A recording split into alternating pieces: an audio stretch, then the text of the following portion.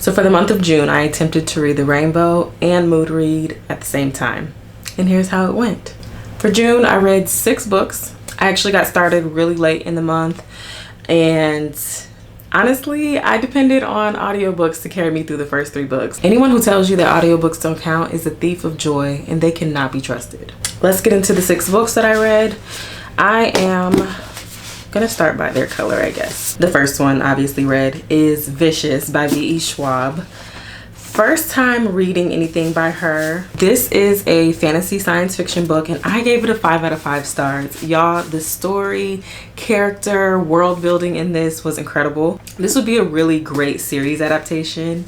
Like, it's superheroes, super villains, all the things, but I just really love the premise of the story. I can't say too much without giving it away. You got superpowers, power struggles, and all manner of excitement in between. And so I really enjoyed this book, and I'm going to be reading Vengeful, which is the second book to this series, hopefully this month in July. This was my best attempt at orange. Y'all, don't judge me. This was what I could do as far as like wanting to read the books and them, because I have orange books, but I'm mood reading at the same time, so I didn't always feel like reading those same books. Like, I almost read The Summer I Turned Pretty because it has an orange spine. I don't know if you could see that.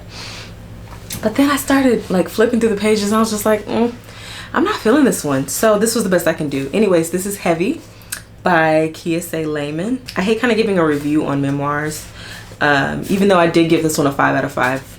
It's hard for me to judge somebody's life. It's just like, oh, I didn't like that part of the story. It's like, oh, well, too bad. That's his life. But it was just so heavy, pun intended. And just the raw telling of this story was amazing. Yeah, that's all I'm going to say about this. 5 out of 5. Would definitely recommend. Okay, this is the yellow in the equation. The Perfect Find by Tia Williams. If you guys have seen any of my other videos, you know that I've read 7 Days in June by Tia Williams as well, and love that. Of course, they give you this annoying reminder on the front that she's the author of 7 Days in June as well. I gave this one a 3.5 out of 5. I enjoyed the story, and I liked the book ending. If you guys have seen the movie on Netflix, you know what I mean when I say the book ending, because they changed it a bit in the movie. So I watched the movie adaptation on Netflix, and I did not enjoy it as much as the book, and we're not even gonna get into Gabrielle Union's hair in this movie. Like, I don't know what the budget was, I don't know what the situation was, but no. The answer is no. Anyways, I feel like this was just a modern retelling of like a How Stella Got Her Groove Back kind of situation, and I enjoyed the story. I enjoyed the book ending, if you know what I mean. So 3.5 out of 5 stars. Just a cute little story. For green, I cheated a little bit. This is kind of green and blue, but this is Normal People. Normal People by Sally Rooney. I would definitely say this is a romance. I gave it a 4 out of 5 stars. Here goes that little sticker for Hulu. It is a Hulu series. I got 3 books out of 6 that gave me something to watch, and so I'm really happy about that for the month of June. But anyways, Sally Rooney, I really love her writing style. This is just a simple story of, I'll actually take from the book's definition, a mutual fascination, friendship, and love. The characters in this story are both very nuanced, and like I said, I love how she writes them. I'm also going to add that Sally Rooney really knows how to do an adaptation, because the series on Hulu, I noticed so many times in the episodes that they use the book pretty much as a script, and I feel like that's the formula. And Taylor Jenkins Reid needs to take notes, honey, because Daisy Jones and the Six was a hot flaming mess, and I just feel like she did the adaptation really well, because it stayed true to the book. It used it as a script. It just gave us a visual for what was already written, and that is the formula for a good adaptation. People be trying to do too much in these adaptations that really gets on my nerves, but Sally Rooney does her adaptations well, and so I'm looking forward to reading her other book. I think I have it in here. Yeah, her other book, Conversations with Friends, is also on Hulu, so I am excited to read this one as well and watch it, because I know she's gonna do it right. Next one, which is technically, I guess, Indigo. Like I said, I cheated for green and blue, but this one was technically my Indigo It's really not. And when you see the next one, it's going to be a little confusing, but anyways, it is what I made it to be. This is A Man Called Uwe. And of course they changed it, the adaptation, to A Man Called Otto, but I did watch that as well. Frederick Backman, I read Anxious People by him and loved it.